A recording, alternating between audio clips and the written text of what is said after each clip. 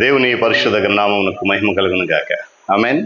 క్రీస్తునందు ప్రియులారా, దేవుడు తన మహాత్మను బట్టి మనకు నూతన ఉదయకాల సమయంలో రీతిగా వేకువనే ఆయన పాద సముఖములో మనమంతా ఉండడానికి చక్కటి అవకాశాన్ని ప్రవహించు. నిజంగా ఎంత అద్భుతమైన అవకాశాన్ని మనకు కల్పించారు. అందును బట్టి ప్రభు ఉన్నతమైన పరిశుద్ధ నామమునకు ఘనత మహిమను కలుగును గాక. క్రీస్తునందు ప్రియులైన దైవజనులు, స్నేహితులు, విశ్వాసులు, సహోదరులు ఈ కార్యక్రమాన్ని వీక్షిస్తున్న ఆత్మలందరికీ మన ప్రభువును ప్రియ రక్షకుడైన యేసుక్రీస్తు వారి పరిశుద్ధ నామములో ఉదయకాలపు శుభములు మరియు నిండు వందన తెలియజేస్తున్నాను. మీరందరూ బాగున్నారు కదండి? చాలా సంతోషం. ఎదురు చూస్తున్నారా? రండి, ఈ దినం కూడా మేము ప్రేమతో ఆహ్వానిస్తూ ఉన్నాను. అనుదిన అభివృద్ధి ఉదయకాలపు ధ్యానాలు అనేటువంటి ఈ ఆధ్యాత్మిక కార్యక్రమంలో అదుపాటు పాలుపంచుకోండి. వాక్యాన్ని ధ్యానించండి, దేవుని యొక్క దీవెనలు పొందుకోండి. బైబిల్స్ దగ్గరలో ఉన్నాయి కదా. మరి గడిచిన 3 దినాలుగా అంటే 8వ మాసంలో ఎఫ్ఎస్సి పత్రిక మీద ధ్యానాలు ప్రారంభించాం. అద్భుతంగా దేవుడు నడిపిస్తున్నాడు. మీరు అందరూ ప్రోత్సహిస్తున్నారు, నా కొరకు ప్రార్థన చేస్తున్నారు. ఇంకా ఈ ఛానల్ని అనేకులకు పరిచయం చేయండి. ఈ కార్యక్రమం ద్వారా ఆత్మీయ మేలు పొందండి. మరి ఇది నాన్న తిరిగి ఎఫ్ఎస్సి పత్రిక ధ్యానాలలో భాగంగా మొదటి అధ్యాయంలో నుండి 7 నుంచి 10 వచనాలలో ఉన్నటువంటి శ్రేష్టమైనటువంటి ప్రాముఖ్యమైన అంశము ఏదైతే బోధిస్తుందో ఈరోజు మనం ధ్యానం చేద్దాం.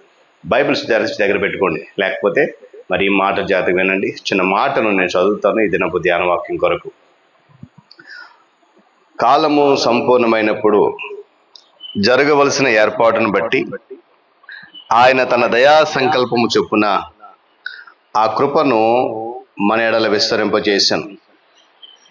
దేవుడు తన పరిశుద్ధ మాటను మనకు దీవించును గాక. ప్రార్థన. మహోగణుడ, మహోన్నతుని స్తోత్రాలు.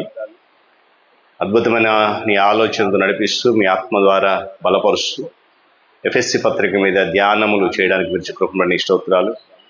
మరి ఈ పత్రికలో ఉన్నటువంటి అనేక అంశాలు మేము నేర్చుకుంటున్నాం ప్రతిదినం. ఈ దినం కూడా నీ కృపలో నడిపిస్తామని విశ్వసిస్తూ యేసు నామమున అడుగుతున్నాం తండ్రి, ఆమేన్. రెండు ప్రియులరా, ఈ యొక్క దినాన చదవనటువంటి ఈ 3 వచనాలు 7 నుంచి 10 వచనాలు మనకు తెలిపేటువంటి ప్రాముఖ్యమైన అంశం ఏంటంటే, విశ్వాసులుగా ఉన్నటువంటి వారికి లేక దేవుని ఏర్పాటులో ఉన్నటువంటి వారికి పాపక్షమాపణ ఉంది. రెండోది ఏంటంటే, వారికి దేవుని యొక్క రహస్య సత్యం అనేది కూడా వెల్లడి చేయబడుతుంది అనేది ఈ వచనంలో ఉన్నటువంటి ప్రాముఖ్యమైన అంశం. 7వ వచనంలో కృపా సమృద్ధిని బట్టి లేక కృపా మహదైశ్వరుని బట్టి అన్నమాట అనే పదాన్ని మనం గమనించాం. ఈ విశ్వమంతటిలో నిజమైనటువంటి సంపదలు విశ్వాసులను భాగ్యవంతులుగా చేసే ఏంటంటే దేవుని యొక్క కృప. ఆయన కృపా మహదైశ్వర్యము మనల్ని ఏం చేస్తుందంటే భాగ్యవంతులుగా చేస్తుంది. దేవుని స్తోత్రం చెప్పండి కదా. హల్లెలూయా. తర్వాత విముక్తి. దేని నుంచేనంటే, మనలను దాస్యములో ఉంచింది ఏంటి? చెప్పాలి, పాపం. అయితే మరి విముక్తి అంటే దానిలో పాటే పాప క్షమాపణ కూడా ఉంది. 7వ వచనం అదే చెప్తుంది మనకి. మనలను విడిపించడానికే లేక మనలను రక్షించడానికే యేసుక్రీస్తు ప్రభువారు తన రక్తాన్ని చిందించి తన ప్రాణాన్ని సహితము ధారపోశాడు, మనకు విడుదల అనుగ్రహించడానికి. దేవుని స్తోత్రం చెప్పాలి. హల్లెలూయా. క్షమాపణ అంటే చూడండి, ఎలా వస్తుంది క్షమాపణ? డబ్బులు పెట్టుకుంటేనో లేక బంగారం పెట్టుకుంటేనో ఇంకా వస్తుంది. మన ప్రవర్తన ద్వారా మనము పాప క్షమాపణను సంపాదించుకోలేము. ఆ విషయాన్ని మనం ఇప్పుడు మర్చిపోద్దండి. నేను మంచిగా ఉంటే సరిపోతుంది, మంచిగా ప్రవర్తిస్తే క్షమాపణ వస్తుందంటే అది పొరపాటు వేసుకెళ్ళారు. ఏమండి? అది క్రీస్తులో ఉన్నటువంటి విశ్వాసులకు దేవుడు ఉచితంగా ఇచ్చేటువంటి అద్భుతమైన వరం. దేవుని స్తోత్రం చెప్పండి కదా. హల్లెలూయా. ఏమండి? విరివిగా లేక విస్తరింపజేశాడు ఆయన కృపను.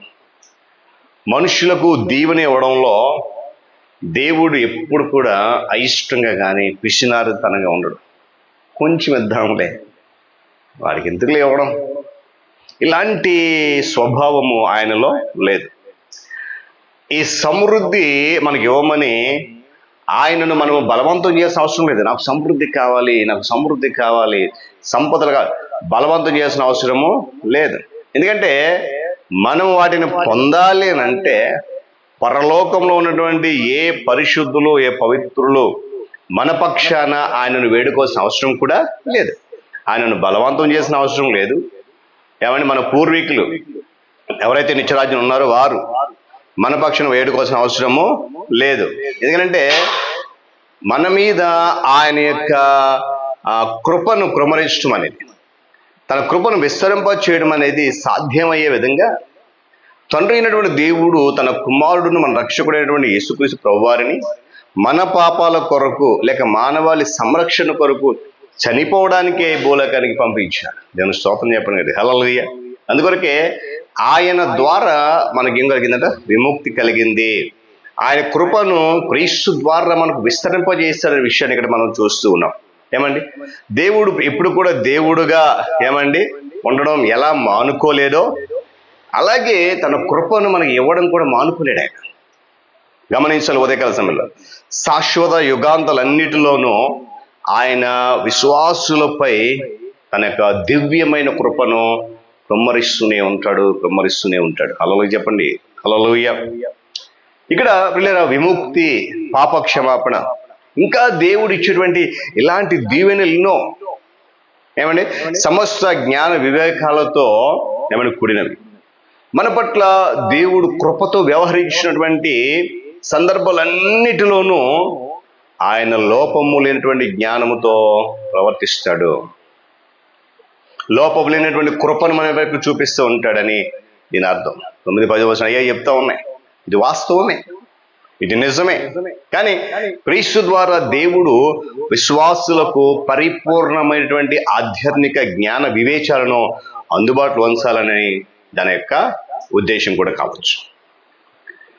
ఆ రహస్య సత్యం ఏంటంటే, దేవుడు భక్తుడు పౌలు గారికి వెల్లడి చేసినటువంటి ఈ రహస్య సత్యం ఇదే. ఏంటి? ఆధ్యాత్మిక జ్ఞాన వివేచన అందుబాటులో ఉంచాడు, కృపా సమృద్ధిని ఉంచాడు. ఈ వచనాలు మీరు ఒకసారి మనకు చదవండి.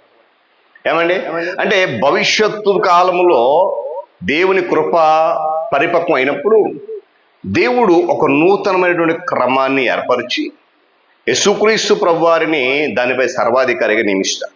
1 కొరింథీ పత్రిక 15వ అధ్యాయం 25వ వాక్యం మీరు చదవండి.